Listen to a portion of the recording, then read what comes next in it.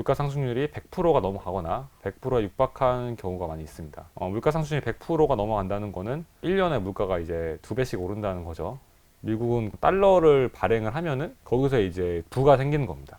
미국이 제일 강대국에서 넘어지게 되면은 그때부터는 이제 달러는 종이 더미가 되겠죠. 달러가 이제 아예 없어지겠죠. 그래서 미국의 빚이 매년 늘어나고 있어요. 역사적 흐름으로 봤을 때 인플레이션을 겪으면서 이제 나라가 쇠퇴해 가고 또 다른 새로운 강대국이 떠오르고 그러면서 또 종이화폐 대신에 어떤 다른 물질을 찾게 됩니다. 또 금과 같은 다른 물질을 찾게 되죠.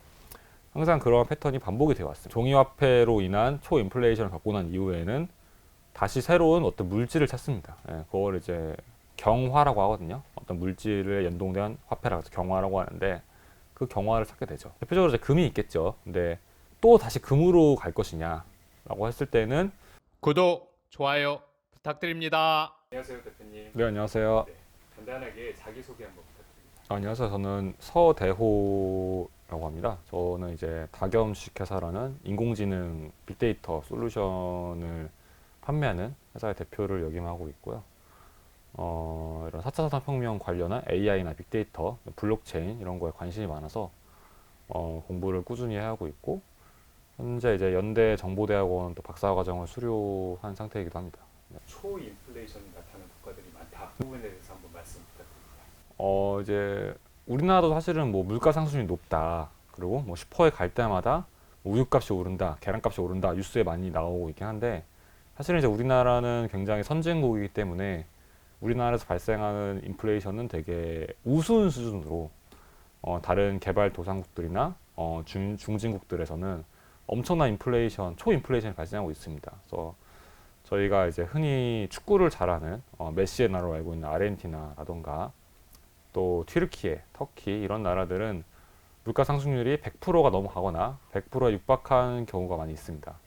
물가 상승률이 100%가 넘어간다는 거는 1년에 물가가 이제 2배씩 오른다는 거죠. 예를 들어서 우리가 뭐 책값이 뭐 2만 원이었는데 뭐 내년에는 4만 원이 된다. 엄청나게 많이 오르는 거고 반대로 말하면 이제 화폐 가치가 떨어진다는 거겠죠. 그래서 이런 나라들의 국민들은 자국의 화폐를 믿질 않습니다. 이 화폐 가치가 물가가 2배씩 오르니까 화폐는 반토막이 되는 거잖아요. 화폐가 반토막이 된다는 걸 알고 있기 때문에 보통 월급을 받으면은 우리나라 사람들은 이제 저축을 하잖아요. 물가 상승률이 100%가 넘어가는 이런 초인플레이션 겪는 나라의 국민들은 월급을 받으면은 저축을 하지 않고 월급을 바로 써버립니다. 그게 돈을 버는 방법이라는 걸 알고 있기 때문에 그거를 다 이제 어떤 재화, 상품으로 바꿔버리는 거죠. 예를 들어서 옥수수나 밀가루, 오래 보관이 가능한 것들로 보통 바꾸거나 아니면은 그나마 화폐 가치가 덜 떨어지는 달러로 바꾸거나 수수료가 나옴에도 불구하고 달러로 바꾸는 거예요.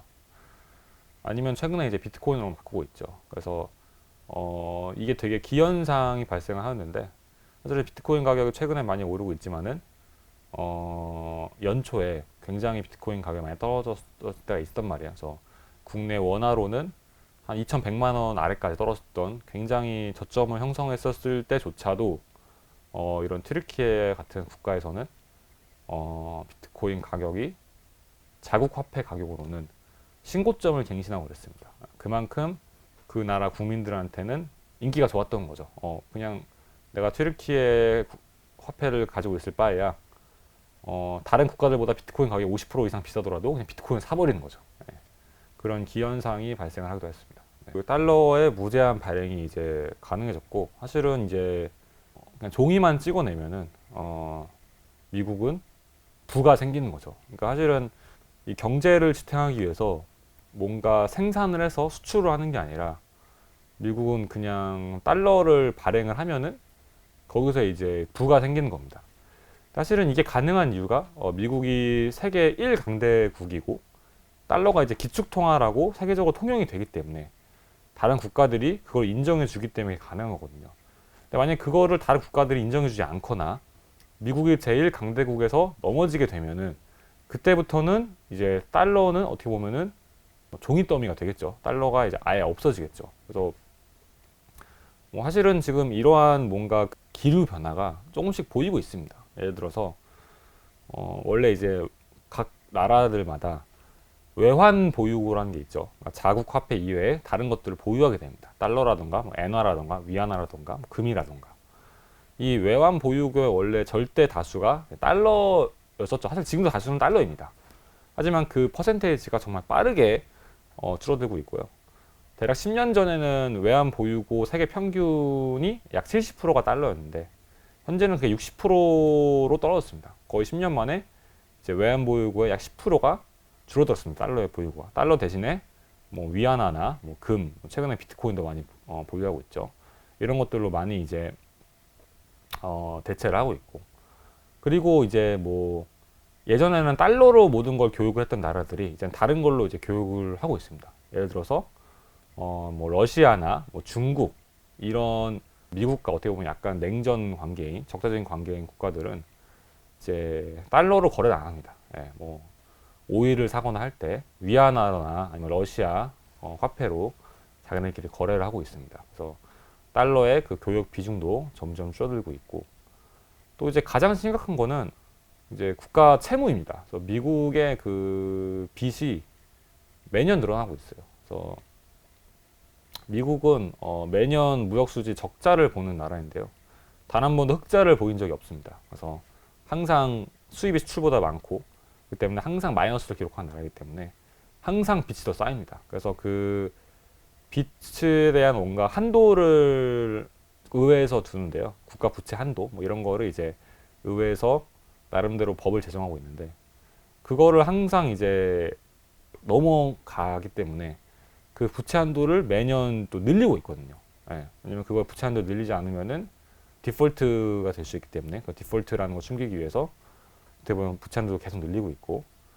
그래서 지금 그냥 상황은 빚을 그냥 달러를 발행해서 막는 그런 걸로 지금 달러를 무제한 발행하고 있고 이거를 다른 국가들이 인정해주지 않는 순간 결국 종이화폐는 무너질 거라고 생각을 합니다.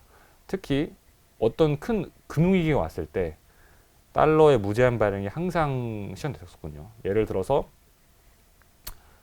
닷컴 버블이 터졌을 때 엄청난 돈 풀기를 시행을 했었습니다. 네. 그 다음에 또 2008년 정도에 리만 브러더스 사태 그때도 또 엄청난 돈 풀기를 시행했었죠. 가장 최근에 코로나19 사태일 때도 엄청나게 돈 풀기를 시행했었습니다. 왜냐하면은 경제가 어려웠을 때 가장 경제를 부양하기 쉬운 방법이 어떻게 보면 달러 무제한 살포거든요. 네. 그런 식으로 지금 달러가 정말로 많이 그 배포되어 있고 역사적 흐름으로 봤을 때 우리 긴 5,000년 역사를 봤을 때 항상 결국에는 인플레이션을 겪으면서 이제 나라가 국가가 어떻게 보면은 쇠퇴해 가고 또 다른 새로운 강대국이 떠오르고 그러면서 또 그때에는 또 종이화폐 대신에 어떤 다른 물질을 찾게 됩니다. 또 금과 같은 다른 물질을 찾게 되죠. 항상 그런 패턴이 반복이 되어 왔습니다. 그래서 저는 그냥 역사적인 패턴을 봤을 때 미국도 제1강대국의 지위를 영원히 누릴 수는 없고 이미 그 쇠퇴의 길을 겪고 있는 중이다라고 저는 이제 판단을 하고 있을 뿐입니다. 네, 달러가 이제는 다른 화폐로 이동을 해 가고 있다라고 생각을 하시는 거군요. 네 맞습니다. 네. 구체적으로는 그게 뭐 금이나 비트코인으로 넘어가고 있다고 생각하시는 건가요? 네, 역사적 흐름을 봤을 때는 이렇게 종이화폐로 인한 초인플레이션을 겪고 난 이후에는 다시 새로운 어떤 물질을 찾습니다. 예, 그걸 이제 경화라고 하거든요. 어떤 물질에 연동된 화폐라고 해서 경화라고 하는데 그 경화를 찾게 되죠. 그래서 대표적으로 이제 금이 있겠죠. 근데 또 다시 금으로 갈 것이냐라고 했을 때는 금보다는 이제 비트코인이 더 가능성이 높다라고 이제 저는 판단을 하고 있습니다. 그게 혹시 이유가 있을까요? 비트코인이 훨씬 더 낫다. 우선은 이제 현대사의 디지털 사회이기 때문에 금보다는 비트코인이 훨씬 더 이제 뭐 편리합니다. 뭐 예를 들어서 이제 운송하는 거에 있어서 금은 이제 실물을 옮겨야 되는데 비트코인은 그냥 인터넷만 되면은 옮길 수 있지 않습니까? 그 다음에 이제 가분성이라 그러죠. 네. 금은 쪼개기가 힘듭니다. 금을 뭐 칼로 자를 수도 없고, 네, 비트코인은 소수점 단위로 정확하게 가분해서 그거를 쉽게 넘길 수가 있습니다. 네. 그 다음에 뭐 내구성이라고 되나요? 네, 사실은 금도 내구성이 되게 좋은데 뭐 금도 사실은 뭐 수천 년 동안 계속 이어져도 녹슬지 않거나 그러긴 하거든요. 내구성 측면에서 사실 금도 되게 훌륭합니다. 비트코인도 사실은 이게 전자되기 때문에 이게 평생 갑니다. 예, 그렇기 때문에 내구성 측면에서도 이제 금 못지않게 비트코인이 굉장히 훌륭한 속성을 지니고 있습니다. 예. 그래서 뭐 이런 여러 가지 측면을 봤을 때 디지털 사회에서는 금보다는 비트코인이 더 적합하지 않냐라는 생각이 들고 있고요. 네, 그래서 저는 이제 비트코인이 대안화폐가 될 것이다라고 좀 예측을 하고 있습니다. 이전에 썼던 책들은 뭐 코딩 책이나 또 인공지능 관련한 책들을 많이 썼었는데 이번에 나온 책은 약간 좀 분야를 바꿔서 블록체인 관련한 책을 썼습니다. 또 이제 블록체인과 가장 또 뗄래야 뗄 수 없는 또 비트코인에 관련한 또 책을 썼고 또 비트코인을 쓰다 보니까 또 전반적인 경제학, 화폐 경제학에 대해서도 또 공부를 해가지고 화폐 경제학, 블록체인 기술, 비트코인, 마지막 비트코인 투자법에 관련해서 총망라한 내용으로 책을 한 권 썼습니다.